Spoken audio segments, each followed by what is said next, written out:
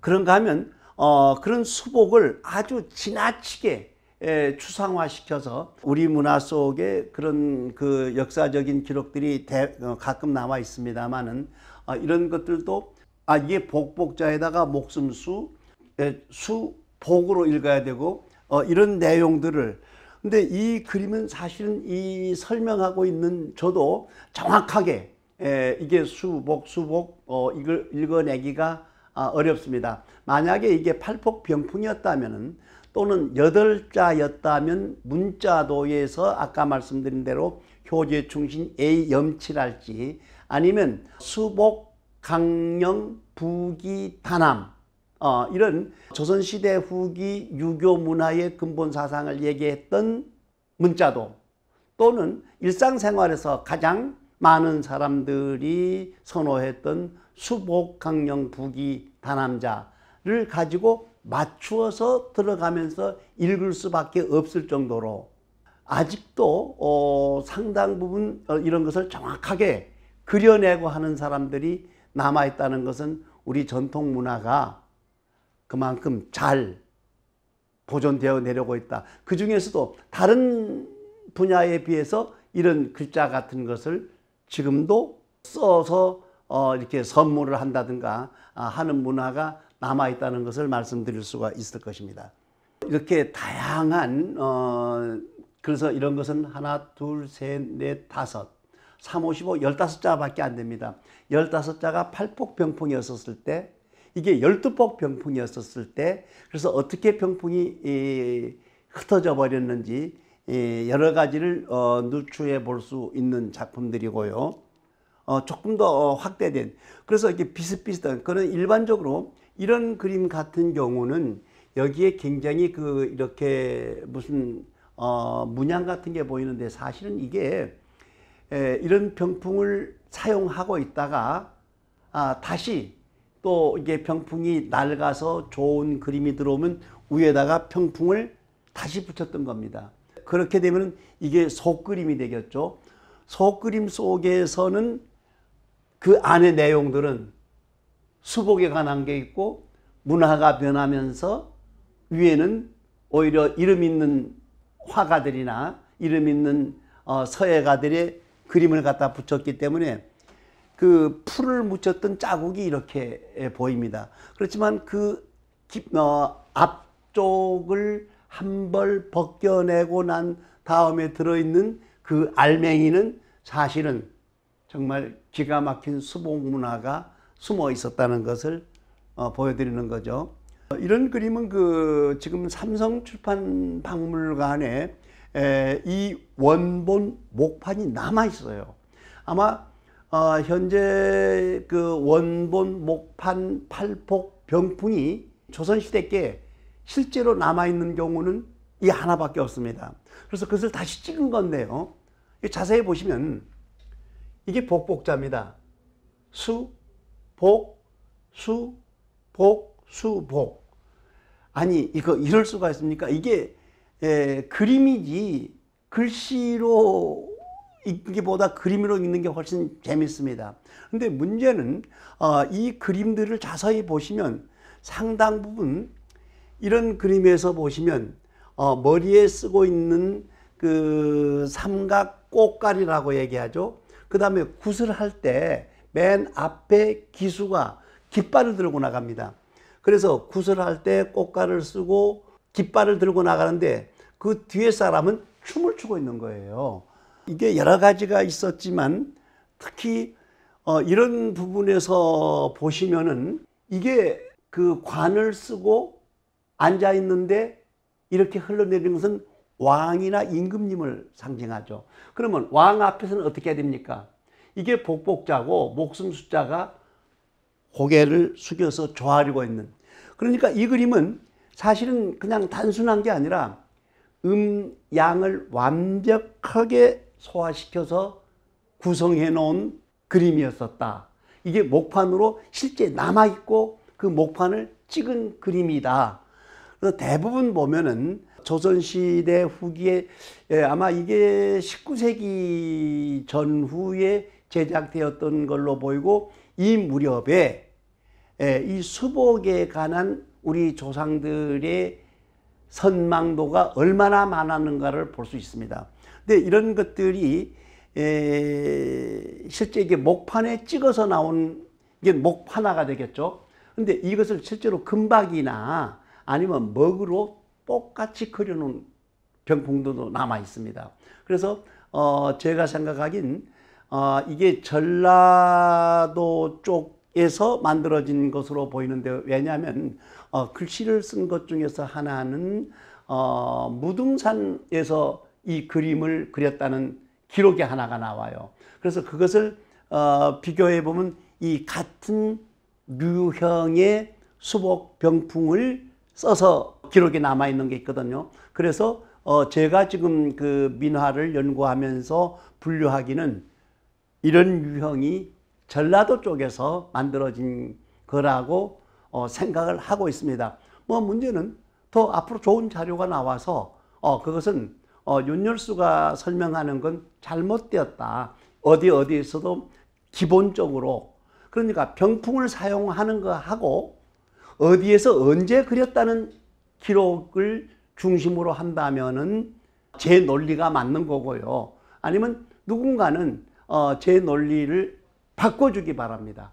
더 좋은, 더 명확한 육가 원칙에 의한 자료를 발굴하고 연구해서 지역 민화 또는 시대적인 이게 민화의 연대 같은 것들을 더 구체적으로 발전해 나가기를 간절히 바랍니다. 그래서 이 그림은 사실 하나하나 들여다보면 이런 건 뭘로 보십니까? 촛불 아니에요? 촛불인데 촛불 두 개를 여기에 받전자를 두 개 줌으로써 복복자를 만들어 놓은 거예요.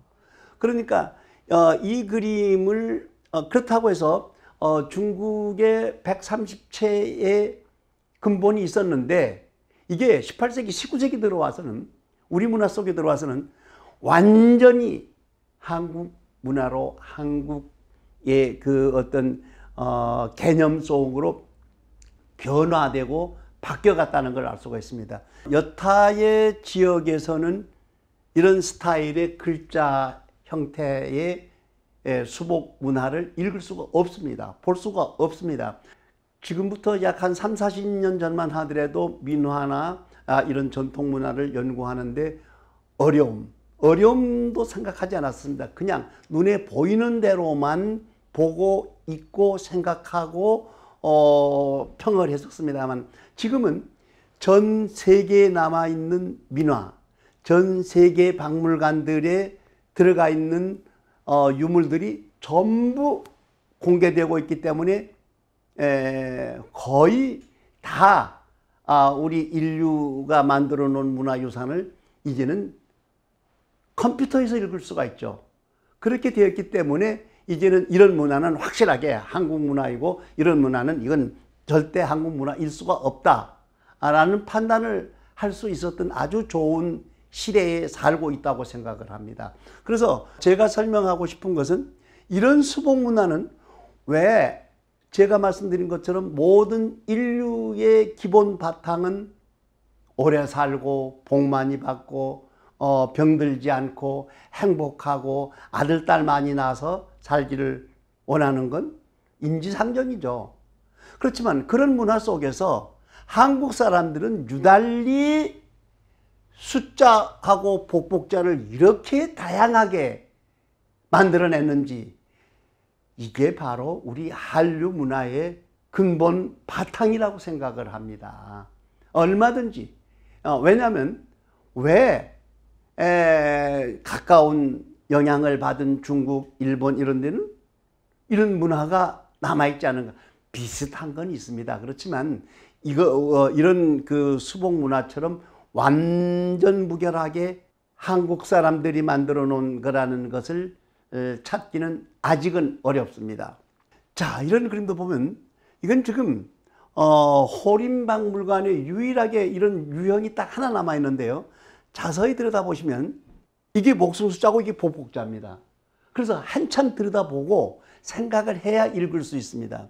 자, 이런 채를 뭐 인장채, 전서채 여러 가지 채를 얘기하고 있습니다만, 사실은 130채 이런 채가 나오질 않습니다. 그러니까 나름대로의 우리 조상들은 어떤 한 채를 자기 나름대로 소화시켜서 더 그 채보다도 아름답고 더 훌륭하고 더 괴이하고 더 특별하고 이런 문화를 가지고 있었던 게 바로 우리 민의 우리 민족의 근본 속에서 남아 있었다. 자세히 보시면 굉장히 고급 비단이었었습니다. 고급 비단에 이게 약간 이렇게 벗겨진 것을 확대해서 보면 이 속에는 약간 하얀색과 노란색으로 이렇게 도돌도돌한 느낌을 주고 있거든요.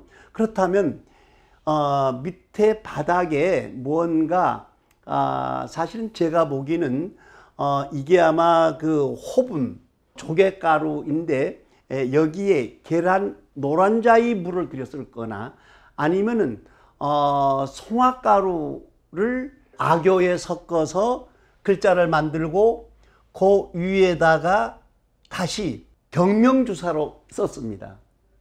그렇다면 이 작품은 얼마나 힘이 들었을까요? 아주 엄청난 부잣집에 엄청난 개런티를 받고 제작했을 가능성이 있으며 나름대로 글자를 최대한 다양하게, 그래서 이런 채를 나누고도 있고 연구하고 있는데 아직은 제가 지금 조사하고 있는 것 중에서 이것을 어떤 채에서 어떻게 변화되어 나왔다는 것을 읽어내지 못하고 있는 이거 뒤돌아가서 보면요, 이 전체가 다 이렇게 생겼어요. 그렇다면 수복 문화가 얼마만큼 우리 삶에 절실하고 훌륭한 분야였다고 생각할 수가 있겠습니까? 자, 이건 역시 채색이 잘 남아있는 아름다운, 정말 글자가 다양하죠. 그래서 어떻게 보면 다들 좀 더 아름다운, 그 다음에 서툰 글씨가 아니라 이런 폐암 같은 것을 보면은 이것을 한 번에 써내려가는 경우가 아니었고, 아니면 여기에 채본을 가지고 있었거나 아니면 목판을 가지고 있었거나 아니면은 이것은 아마 종이에 조각을 해서 위에서 눌러 찍었거나 했지만 벌써 이런 선 같은 것은 상당히 세련된, 아주 그냥 적당히 이렇게 흘러내린 게 아니라 많은 경험을 가진 아주 뛰어난 예술성을 발휘할 만큼 훌륭한 장인들의 솜씨라는 것을 알 수가 있습니다. 예를 들어 서툰 솜씨 가지고 이런 문양을 이렇게 만든다면 어딘가 부족하고 세련돼 보이지 않은 분야들이 보였겠죠. 이런 것들도 수복이었고, 그래서 들여다보면 역시 32채를 중심으로 해서 썼던 걸 볼 수가 있었고, 역시 검정 바탕에다가 은분으로 썼습니다. 검정 바탕에 은분으로 썼는데 점잖게 그냥 채만 이렇게 바꿔서 썼던 것을 볼 수가 있고요. 마찬가지입니다. 검정 바탕에, 그러니까 이런 바탕 자체가 굉장히 비싼 고급, 이게 아마 공단이라는 용어가 나오는데요. 이게 공단이 대체적으로 1960년대까지 최고 비싼 수입 비단이었었거든요. 그래서 검은 공단 얘기가 흥부전에서도 이런 얘기들이 나오는데, 흑공단, 백공단 했었을 때 이게 흑공단에 속한 비단이라고 그래요. 거기다가 하나하나 수를 놔서 이렇게 수복을 만들었는데, 만드는 그 자체가 아마 오래 살 수 있을 만큼 간절한 기도가 들어가 있다고 볼 수가 있습니다. 그래서 어떤 글씨들은 이렇게 글자체 이름을 문주호, 취보 이렇게 완벽하게 글자 이름을 써놓은 것도 가끔은 있어서 글자체를 읽을 수도 있는데, 죄송합니다만 이 글자체는 역시 중국에서 영향을 받은 32채가 근본이었었고 더 나아가서는 130채까지 있었다. 자, 그래서 여기서부터는 이제 먹으로 순수하게 썼는데 여기에 그 작가하고 제작 연대가 기록되어 있습니다. 그래서 그 수복 병풍들이 어떻게 변화되면서 근래 제가 말씀드린 것처럼 최근까지도 전해지고 있는가를 볼 수 있는 중요한 자료들이었고요. 비슷한데 여기서 이제 쉽게 볼 수 있는 게 이게 서체는 종정전에서라는 거죠. 그러면서 수복을 썼다는 얘기고, 역시 그 이 종하고 솥은 그러니까 종처럼 이렇게 생긴 거와 여기 소정자가 나오는데 솥은 우리 문화에서도 마찬가지지만 고대 문화에서 이렇게 둥그런 밑에 발이 세 달린 게 솥입니다. 그래서 우리 문화 속에서 보면은 그 톡이나 제기 속에서 발이 세 달린 그 삼족 발족자를 써서 그런 그릇이 아주 많아요. 그게 여기서 얘기한 종처럼 생긴 소처럼 생긴, 그런데 그게 그렇게 생겼다기보다 그러니까 고대 청동기 문화 종에 새겨진 글씨, 솥에 새겨진 글씨체를 이렇게 썼다는 이 얘기를 반드시 내포하고 있습니다. 그래서 그 내용들은 역시 아주 노숙하게 능숙하게, 이게 아무나 아마 이런 글자를 직접 쓰지는 못했을 것 같습니다. 그래서 조금 전에 말씀드렸던 것처럼 아마 목판을 만들었거나 아니면 그 종이나 다른 기타 물질을 가지고 글자체의 체본을 만들어서 똑같은 글자를 다양하게, 그러면 그 글자를 보고 또 다른 사람은 또 다른 방법을 써서 진행해 나갔다는 것을 볼 수가 있습니다. 그래서 이 비교적 수복에 관한 것들은 이름들이 나타나고 있기 때문에 작가를 찾을 수가 있는데, 이런 그림을 그렸던 사람들이 상당 부분 정확한 생몰 연대를 알 수 없어서 지금 현재 이런 분야를 연구 단계에 있다고 보시면 되겠습니다. 아마 머지않아서 여기에 나타나는 이 작가들을 지역별로 찾아서 인명사진에 나오거나 하는 유명한 작가가 아니었기 때문에 상당히 어려움이 많습니다만은 머지않아서 이런 거 다 밝혀지리라고 생각을 하고 있습니다. 아주 독특한 나름대로의 글자체를 쓰려고 노력을 많이 했는데요. 여기서도 보면 병자년에 은초 조동준이라는 사람이 나타나는데요.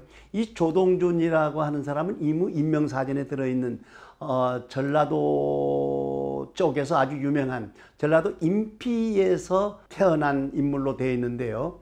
그래서 가끔씩은 이렇게 이름을 밝혀져 있고, 이와 비슷한 채는 아마 그 지역에서 누군가는 베껴서 사용하고 물론 문화가 지금처럼 활발하게 발달됐던 것은 지역을 알 수가 없겠죠. 음식이 전국화되었듯이 이런 글자체들이 예를 들어서 어느 지리산을 주변으로 나타났다든가 금강산을 주변으로 나타났다든가 여러 가지 그 불교 미술 같은 데서는 연구를 많이 해서 찾아내고 있습니다만, 아마 이런 민중 속에서 지금까지 관심이 없었던 이런 분야들도 이제는 우리 조상들이 어떤 생각, 어떤 사상, 어떤 생활을 하면서 살았는지를 읽어낼 수 있는 좋은 자료들이 이제 서서히